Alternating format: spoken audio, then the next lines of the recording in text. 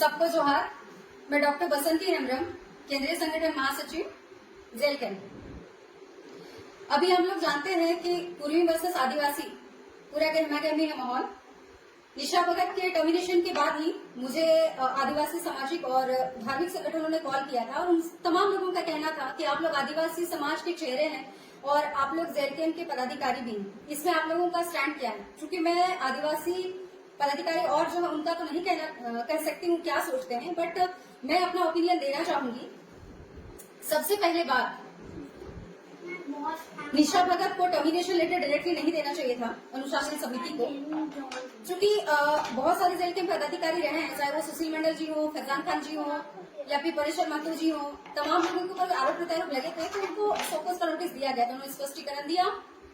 तो निशा भगत के साथ भी उनको एक बार शोकॉज का नोटिस देना चाहिए था। डायरेक्टली टर्मिनेशन सही नहीं है। दूसरा, अगर टर्मिनेशन पुलिस के तौर पे हुआ भी, उसके बाद बहुत सारे लोग जो उनके चरित्र पे लांछन लगाने लगे, उन्हें गाली गलौज करने लगे, अमर्यादित भाषा का इस्तेमाल करने लगे, टीका टिप्पणी करने लगे, जो किसी भी सभ्य इंसान के लिए न सुनना चाहेगा और न वो बोलना चाहेगा। मैं इसका घोर निंदा करती हूँ।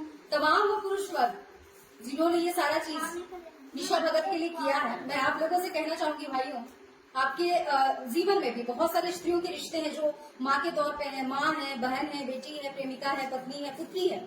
उन सारी महिलाओं का ने आपका जीवन सुंदर और सुखद बनाया है।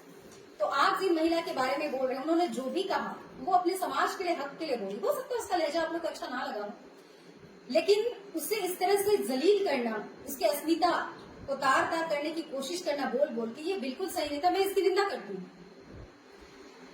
हम सभी जानते हैं झारखंड वासी कि कुर्मी समुदाय हमेशा काफी लंबा लड़ाई लड़ रहा है एसटी में घुसने के लिए। 2018 में भी हमारे माननीय सम्मानीय सत्ताधारी सीएम हेमंत सोरेन जी, उन्होंने इस पे भी साइन किया था। हमारे भूतपूर्व मुख्यमंत्री चंपा सोरेन जी, उन्होंने भी साइन किया था। उसके अलावा जितने कुर्मी समुदाय के, तो करेंगे। हर कोई अपने समाज के लिए क्यों नहीं करेगा? करना भी चाहिए। तो किन्हीं लोगों ने ये चीज उन लोगों से नहीं पूछा कि आप अपने कम्युनिटी को दरकिनार करके वहां उसमें साइन क्यों कर रहे हैं। तो कहीं ना कहीं वो एक राजनीतिक एजेंडा था। कोई इस बात को ना नहीं कह सकता। लेकिन अगर आज आपसी मतभेद इतना पैदा हो गया है, तो अगर कुर्मी समाज अपने हक के लिए आंदोलन कर रहा है, तो निशा भगत या तमाम आदिवासी जो अपने हक के लिए आवाज उठा रहे हैं, वो भी तो फिर गलत नहीं है। अगर आप अपने हक के लिए लड़ सकते हैं, तो आदिवासी फिर क्यों ना लड़े? बात होती है कि मेरा स्टैंड लेने का। तो हर आदमी इस चीज को कहे या ना कहे, हम जानते हैं कि हर आदमी का पहले खुद आता है, वो फिर परिवार आता है, फिर समाज आता है, फिर राजनीति। समाज ही आईना होता है, उसका पहचान होता है, उसका अस्तित्व होता है। चूंकि मैं आदिवासी बेटी हूँ, तो मैं अपने आदिवासी समाज के साथ हूँ और जेल कैंप को तहे दिल से धन्यवाद देना चाहती हूँ कि उन्होंने मुझे एक सम्मानीय पद दिया है और मैं उसके लिए काम कर रही हूँ।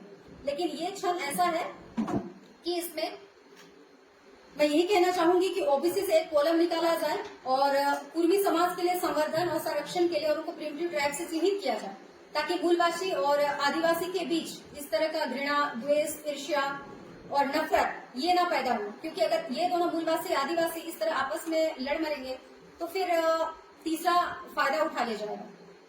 फिर से जोहार।